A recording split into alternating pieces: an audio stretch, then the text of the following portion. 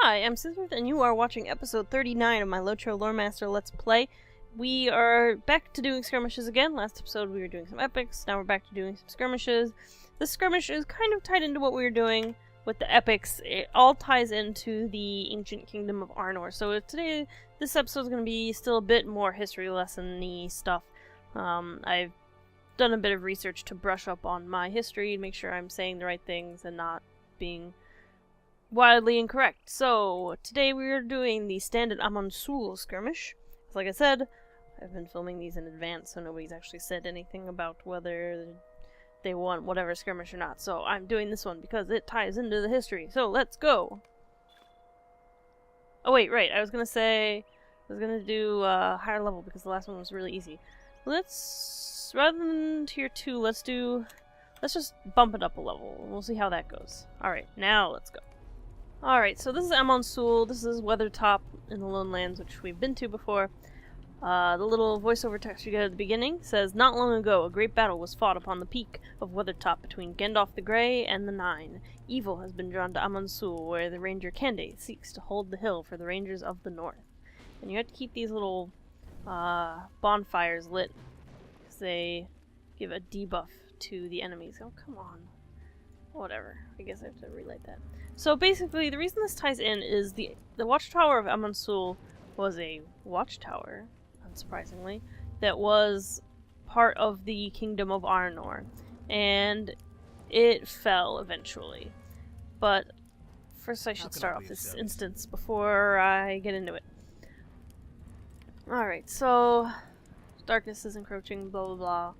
I should get out my pet. Alright, so yeah, he's explaining the buff, like, there's herbs in the campfires, light them, blah blah blah. You have to keep them lit. Otherwise, the enemies get some, like, craziness buffs. Alright, so everything is a level higher, so it should be not as easy as the last one we tried, but we'll see how it goes. Right, so this was part of the Kingdom of Arnor. I was kind of incorrect in the last episode. I said that Arnor split up after the Witch King of Angmar came and attacked Fornos, but that's incorrect. I got it out of order. Basically, the Kingdom of Arnor didn't split. The Kingdom of Arnor split up around, like, I want to say 800-ish. Or like 850-ish, Third Age. We are still in the Third Age at this point in the game. The Third Age doesn't end until the ring is destroyed. So we're in the Third Age right now. And Arnor split into Arthedain, Rudar, and Cardolan around 850, 860-ish Third Age. And basically this became, I think, part of the Arthedain group, and so did, well, yeah, that makes sense. This was part of the Arthedain kingdom, or whatever you want to call it, after it was all split up, and that's where the Red Maid is, this, because, you know, this is all part of the Lone Lands, like I was saying in the last episode. So then, after that, is when Witch King of Angmar attacks Fornos. Basically, Witch King comes down and starts attacking all these kingdoms. He destroys this watchtower, that's why it's in ruin now, and then eventually he gets to Fornos, which is the capital. And he destroys that. So basically all the ruins that you see, that we've been seeing in the game, except for, obviously, like Ered Luin, where it's like elven and dwarven ruins, like all the ruins in Breland and the Shire and Lone Lands and North Downs and Evendim, which we will get to next, those are all Arnorian ruins. Some of them obviously are Cardolan, some of them are Rudar, some of them are Arthedain eventually, but they're all Arnorian ruins when it comes down to it. Alright, so the first assault has been repelled.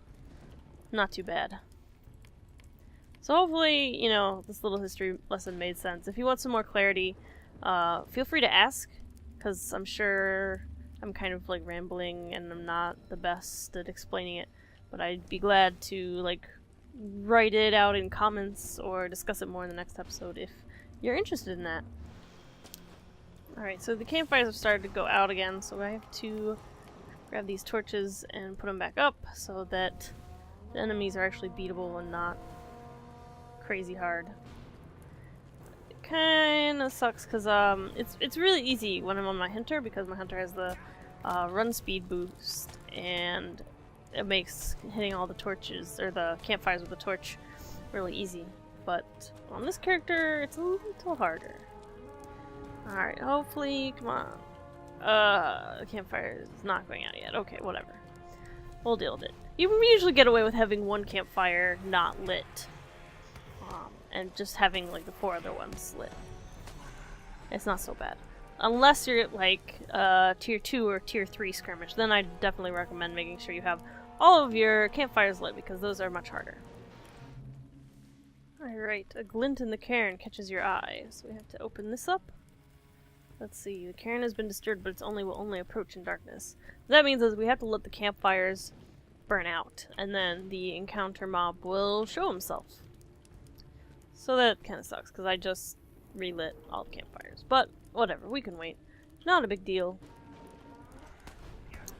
But yeah, now that we're getting further into the epic story, and like to the more Turbine-created epic story, it really requires a bit more knowledge of the Arnorian history and like the history of the Dunedain in general to kind of understand what's going on. So that's why I'm trying to give a little bit of context. Basically, the Dunedain is just the people that made up the Arnorian kingdom, really. The Dunedain are the Rangers of the North. The Rangers of the North are the last Dunedain. They are the only people left of the actual Arnorians, so that's why the Dunedain are important.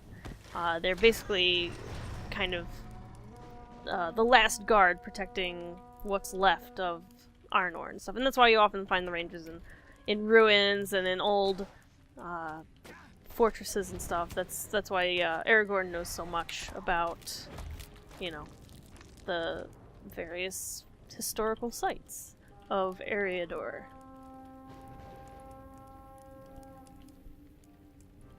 And also, I guess spoilers, but I feel like if you're watching this and if you're interested in Lord of the Rings Online, like you've already seen the movies, like or you've read the books or something, you know that Aragorn becomes king of Gondor, and he does a rebirth of the kingdom of Arnor, and so he reunites the kingdom of Arnor and the kingdom of Gondor once again, which is great.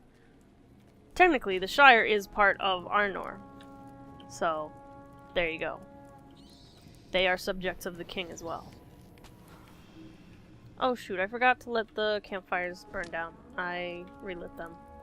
That was silly. But there's another encounter. Here's this bow guy we gotta kill. My Lynx is already on it. Good old Lynx. Can't really complain about my Lynx. Alright. Doing well so far. I definitely think next time I am going to try a Tier 2 skirmish. I think that should be interesting, because even at just one level above, this is pretty easy. And I think Tier 2 might be a good challenge and, I don't know, entertaining to watch for you guys, I suppose.